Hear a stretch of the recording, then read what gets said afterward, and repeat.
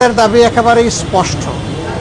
যারা এইভাবে আত্মস্বীকৃত দর্শনকারী এবং হত্যাকারী, এদের বিচার লম্বা হওয়া মানেই হলো এদেরকে সহযোগিতা করা, মানেই হলো অন্যায়ের পক্ষে নেওয়া, দুষ্কৃতিকারীর পক্ষে নেওয়া।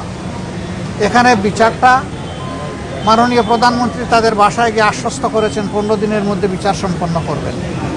আমরা দেখতে চাই প্রধানমন্ত্রীর কমপক্ষে এই ওয়াদাটা শতভাগ বাস্তবায়ন হবে,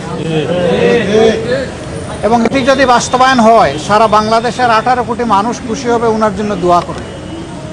আমরা ওনার জন্য দোয়া করতে চাই, দেখতে চাই 15 দিনে এই বিচার সম্পন্ন হবে। এবং আমি পার্সোনালি বিশ্বাস করি যদি বিচার বিভাগ সঠিকভাবে এই কাজ করে, সিরিয়াসলি করে, তাইলে 15 দিন মানে 15 কর্মদিবসের মধ্যে এটি সম্ভব। অন্তত বিচারিক আদালতের কার্যক্রম সম্পন্ন করা সম্ভব। তারপরে দ্রুততম সময়ের মধ্যে এই রায়কে কার্যকর করার জন্য হাইকোর্টে পাঠাতে হবে।